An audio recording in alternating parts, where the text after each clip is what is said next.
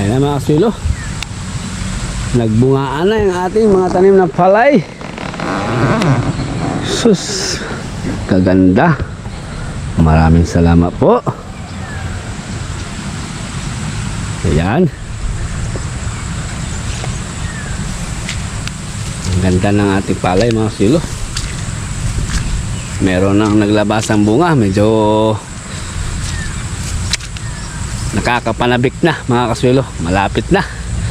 Ito na ang resulta ng ating ginagawa dito sa pagproseso ng palay mula tanim hanggang ganito na. So hindi sabay-sabay mga kaswilo, pero dito banda sa taas ay nagbungahan na. Doon banda ay halos kasi doon banda ay hulip ba, pero habol yan. So bago nga pala ako magpunta dun sa aming maliit na project ni Doktor, ang naiwan natin kahapon ay sinundo ko si Doktor, wala pa. So dumiretso na ako dito sa palayan para i-check na rin, para ma-observe natin kung meron bang mga insekto na nangangain. So kapag ganito na season mga silo, siguro pagkatapos namin ng pagkatapos ko ng gawin yung ating project doon, ay balik ako kaagad dito para isprehan ko sila ng pang anti-insekto ba. Kaya meron na mga bunga, yan ang gustong gusto ng piyangaw, yung nangangain ng bunga. So tama-tama yun, baka matapos ko yung kahapon ngayon, ay siguro bukas kung gumanda ang panahon ay balikan ko ito at makapag-spray ng anti-insekto, at saka siyempre samahan ko na rin ng foliar natin na liquid na organic para maganda talaga. Ayos. Yan mga silo, ito yung mga laking pitak hanggang doon sa dulo. So hahabol yan, may nagbunga-bungahan na. Hahabol yan mga silo dito. So update lang sa ating palayan. Wala naman po akong nakitang yung puti-puti sa dahon, yung tawagin dito sa amin lipit-lipit. Healthy naman yung kanilang dahon mga kaswilo. Maraming salamat po Lord sa ipinagkaloob mong aming din kahit mayroong problema noon ay gawan pa rin namin ng paraan, at ngayon ito na ang resulta. Ang ganda pagmasdan mga kaswilo, parang kailan lang po. Sana makabigyan tayo ng maraming magandang ani dito at magandang presyo. Yan. Dito sa kabila wala pa, pero pabuntis na. Yung iba mayroon nang lumabas, medyo nauna ito sa akin. Sige mga kaswilo, yan lang muna update sa palay. Balikan ko ito kapag natapos ko na yung maliit na project natin. Ito pagpatuloy ko yung magawa natin doon. Yung natapos ko kahapon na hindi ko nalagyan ng pinto at saka lagayan ng pakainan, yun ang ating gagawin. Tapos yung isa, bali dalawa kasi yun. So sana matapos ko ngayong araw para makabalik ako dito. Pagkatapos ko dito, diretso kami doon ni Doktor doon sa bundok, sa bukid, para naman ay gagawa kami ng kubo. Sige, yan lang mga silo. Mamaya na lang po. Mamaya ko na lang po kayo balikan kapag nandun na tayo sa ating project. Yan mga silo, dito na tayo sa ating maliit na project. So hintayin ko lang muna yung may-ari mga silo, kay mamili pa ng karagdagang materyales para doon. At hintayin ko dahil ipahila ko yung aso niya, ipapasok ko dyan para makita ko kung hanggang saan siya, para ma-actual yung aso, para ma-estimate ko yung butas dyan. Baka baka biglang or masyadong mataasan ko or mababa ba, kailangan lagay ko muna yung aso dyan bago natin butasan. Yan. Actual ko muna ba. Kaya, habang naghihintay ako sa may-ari, yung aking partner din ay wala pa, ay ito muna yung aking sana hindi uulan kaya dito na ako magagawa. Lagyan ko ng frame ito, wala ng frame ito. Yan ang ating lalagyan, frame. Katulad din doon, same pa rin mga silo, ganyan na ganyan din ang ating gagawin. Sige, tahimik pa. So meron daw mag-process ngayon dito, kaya doon ako gagawa sa labas kasi meron gagawa dito, maggawa sila ng chippy. So wala pa rin sila dahil maaga ako nauna. Ayan ang kanilang prasisanan. Dito niluluto nila yung ni-steam nila yung chippy, cassava chips. Tapos meron silang oven dito din nila papatuyuin. Katulad kabilaan meron din doon. Tahimik pa. So masarap yung kanilang produkto dito mga silo sa cassava chips. Nagpadala nga sila yung mga kapatid ng aking misis. Nagpadala nung pag-uwi ni tata o pagbalik ni tata dun sa Arayat, nagpadala. Masarap daw, nagustuhan nila. Susunod daw, mag-order daw sila marami.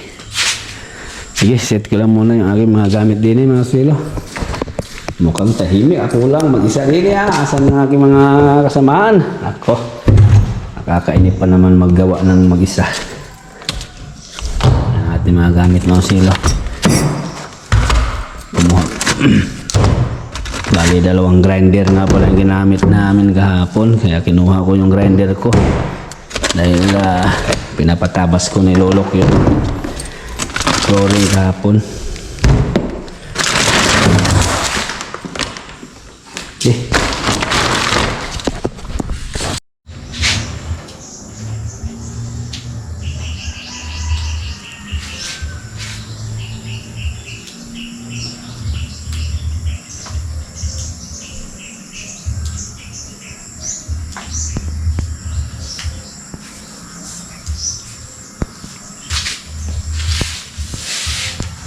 Malat na naman tayo mga sulo. Matapos na.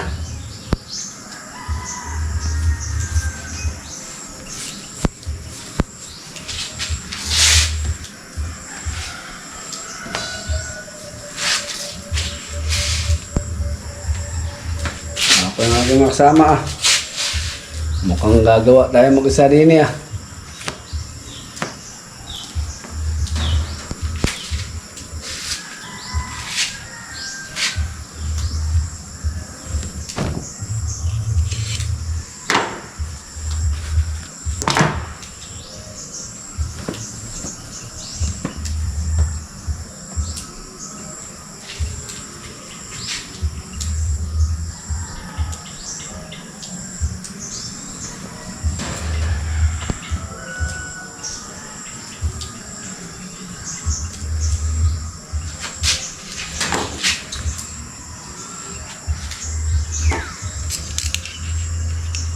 Okay.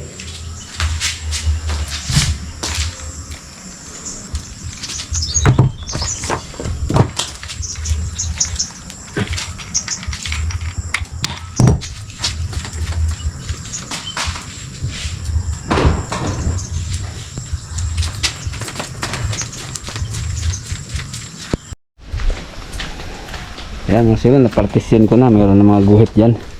Bali, 4. Tapos na guhitan ko na rin kasi kakaltasin ko yan mga silo. Ganyan. Paskwala. Para isampa ko na lang dun sa gilid-gilid. Ganon pa rin dun. Tsaka ito. Ay, cutting.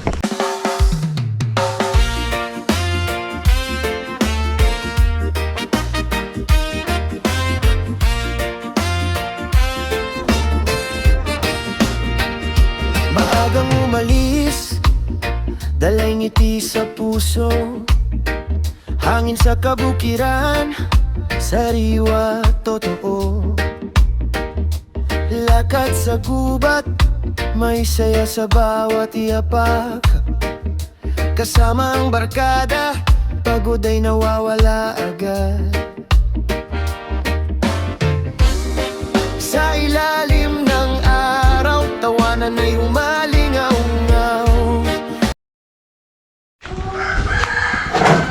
Balat na si doktor, oh. Dumating na.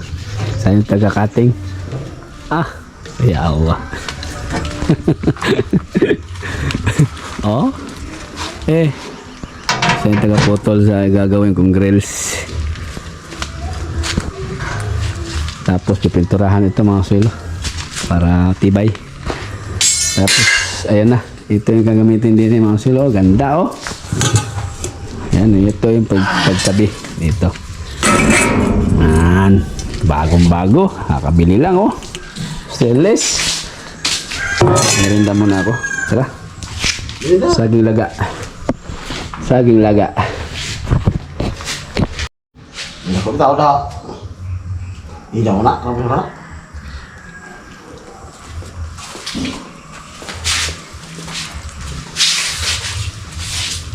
Không ra đi mà bún, không tao.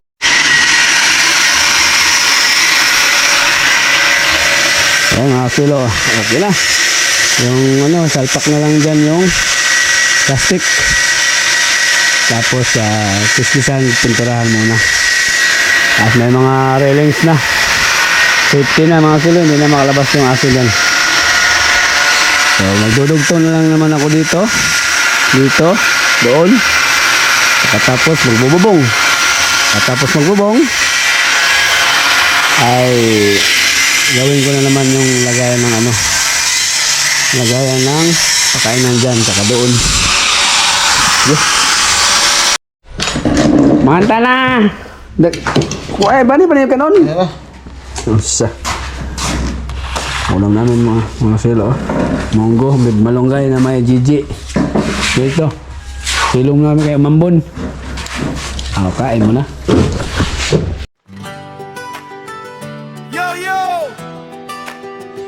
Sa bukid, sa putikan, sa araw at ulan, ito ang kwento ni Bay TV Casuelo, aka Norberto Lazo.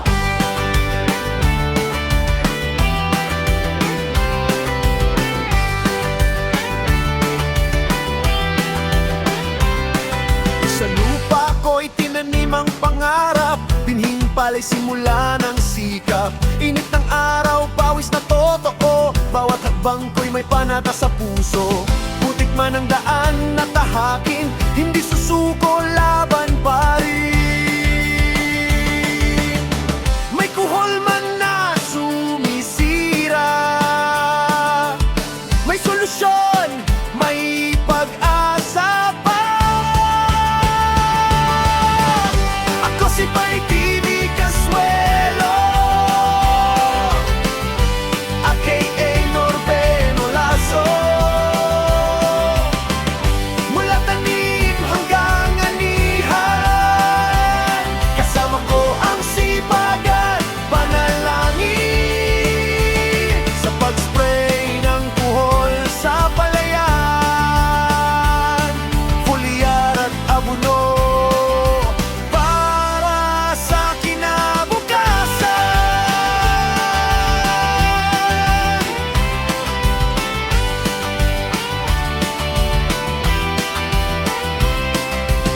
Spray dito, spray doon, para luntian ang bawat dahon.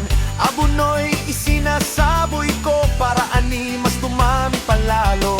Kamera ko'y laging hawak, vlog ang buhay sa bawat galaw.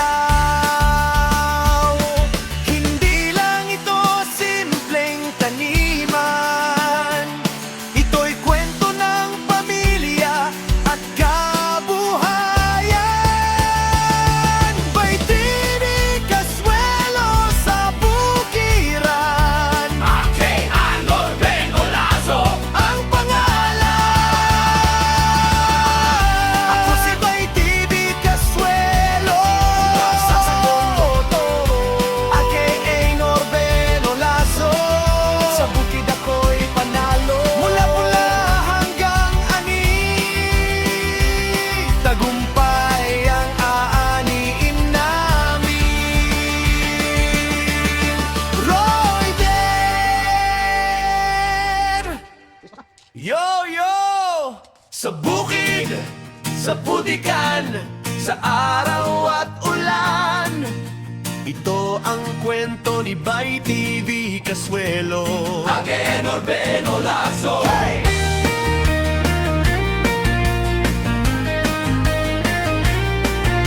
Sa lupa ko itinanim ang pangarap, binhing palay simula ng sikap. Init ng araw, pawis na to. Bangpang ko'y may panata sa puso, putik man ang daan na tahakin. Hindi susuko, laban pa rin. May kuhol man na sumisira, may solusyon, may pag-asa pa.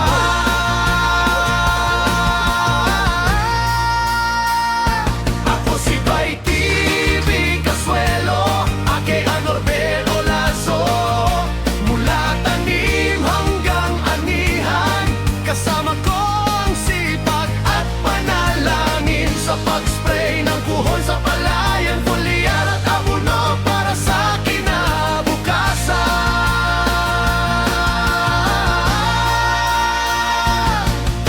Spray dito, spray doon, para luntian ang bawat dahon. Abono'y isinasaboy ko, para ang mas dumami pala.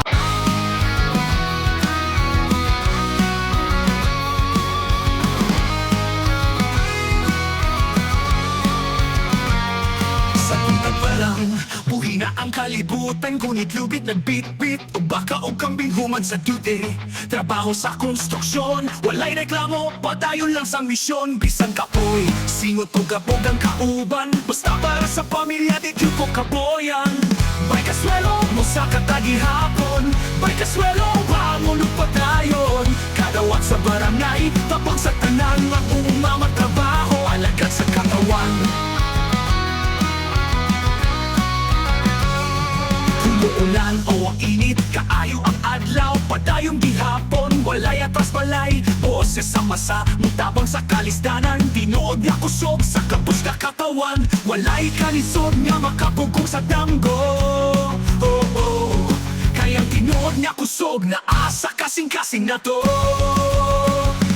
Bay Kasuelo, musa katagihapon, Bay Kasuelo, bangon o padayon. Kadawat sa barangay, tabang sa tanan, mag-uuma magtrabaho, alagad sa katawan.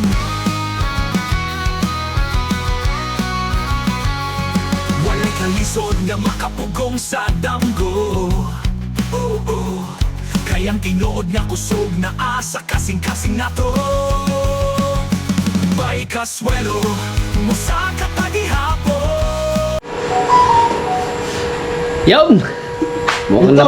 Mukhang na forma na, oh. Tapos binanatan na ng doktor ng primer. Tapos yan na mga silo, oh. Yan na siya! Tapos may pinto siya mga silo. Lalabas yung kanyang ulo. So, Tapos dito sa kakain, inom. Yan, madam! Lock na lang, gagawa ko ng lock. sundaho lang. Kasi, Lock na lang, lock. sabi mo, Ha? nagkahon daw. Ay, isang kahon. Kaso, na-delay ako kanina mga silo dahil hindi ako nakagawa. Nawala itong cylindrical, yung na-misplace. Kakahanap namin. Ang tagal namin hinanap itong cylindrical na bisagra ba. Pinaalanganin, meron pang isa doon. Pero, ha? Patungan niya ng kulay black mga silo. Pula muna tapos kulay black. Ay, matapos sana. Pero, overtime ko na siguro ito. Gawin ko na ito. Yung isa. Na? Ano ako ng ball? Nausisyon mo siya. Yan. Pero, na dahil may di doon tanay makita. Kan mo na. Kini siya paminaw kini imo na tabasan. Kama, nagbolit. Amon tunguni mo tabasan ba ta? Tabasan dia rumo. Yan, finally mga sulo, natapos ko na rin. Ayan o. Okay na. Ayan na madam. Meron na lock. Improvise lang to. Ginawa ko lang to. Ano ba? Tinimin. Okay. safety na. Kapag magpapakain, lagay ng pagkain dyan, saka buksan. Okay na. Hindi na galusan yung may-ari na magpapakain kasi dati daw nag-aaway daw sila kapag kinuha yung pakain doon sa loob. Ngayon nasa labas na. Okay, setting. Okay na. Ayos na!